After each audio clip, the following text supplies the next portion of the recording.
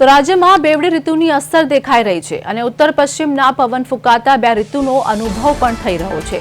સૌથી નીચું તાપમાન કેશોદમાં 10.2 ડિગ્રી નોંધાયું છે તો અમદાવાદમાં 13.3 ડિગ્રી, ગાંધીનગરમાં 13.7 ડિગ્રી, ડીસામાં 11.9, વલ્લભ વિદ્યાનગરમાં 14.2 ડિગ્રી, વડોદરામાં 12.2, સુરતમાં 15.1 ડિગ્રી, દમણમાં 15.0 ડિગ્રી તો ભુજમાં 14.8, નલિયામાં 10.8 ડિગ્રી તો કંડલા એરપોર્ટ પર 11.4, અમરેલીમાં 11.6 ડિગ્રી, ભાવનગરમાં 14.6 તો દ્વારકામાં 17.8 ડિગ્રી, ઓખામાં 19.6, પોરબંદરમાં 11.0 ડિગ્રી તાપમાન નોંધાયું છે, જેમાં રાજકોટમાં 11.5, વેરાવળમાં 15.5 ડિગ્રી, સુરેન્દ્રનગરમાં 14.5, મહુવામાં 12.5 ડિગ્રી તાપમાન નોંધાયું છે।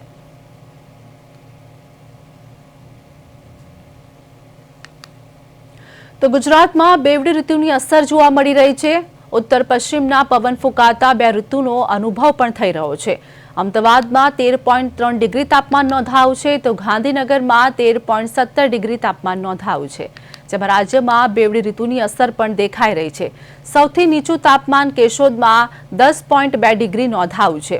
આ વચ્ચે હવામાન નિષ્ણાત અંબાલાલ પટેલ દ્વારા પણ આગાહી કરવામાં આવી હતી, જેમાં માવઠાની આગાહી તેઓએ વ્યક્ત કરી હતી અને અગાઉ દિવસોમાં ઠંડીમાં વધારો થશે તેવું પણ જણાવવામાં આવ્યું હતું।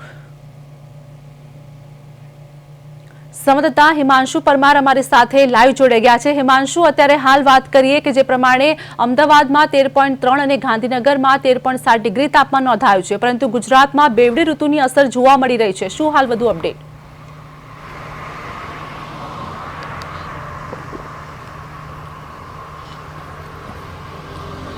જી ચોક્કસથી જે પ્રમાણે ગુજરાતમાં અત્યારે હાલમાં જે બેવડું ઋતુની જે અસર છે તે વર્તાઈ રહી છે અને સાથે સાથે જે ઠંડીનું જોર છે તે પણ વધી રહ્યું છે।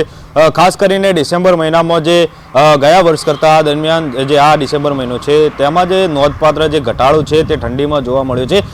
ગઈ વાત કરીએ તો 2024-25ની જે ઠંડીની અને ડિસેમ્બરની વાત કરીએ તો તે દરમિયાન જે 22 વખત જે તાપમાન છે તે નલિયામાં 10 ડિગ્રી કરતાં નીચું નોંધાયું હતું અને જ્યારે આ વર્ષની વાત કરીએ તો 4 વાર જે તાપમાન છે તે 10 ડિગ્રીની નીચે નોંધાયું છે। એટલે ક્યાંક ને ક્યાંક જે હવામાન છે, હવામાનમાં પણ ગ્લોબલ વોર્મિંગની જે અસર છે તે વર્તાઈ રહી છે। ઉપરાંત વાત કરીએ તો ઉત્તર પશ્ચિમ વિસ્તારમાં જે છે બરફ હિમવર્ષા આ વર્ષે ઓછી થવાના કારણે જે ઠંડી છે ઠંડીનું પ્રમાણ પણ ઘટ્યું છે।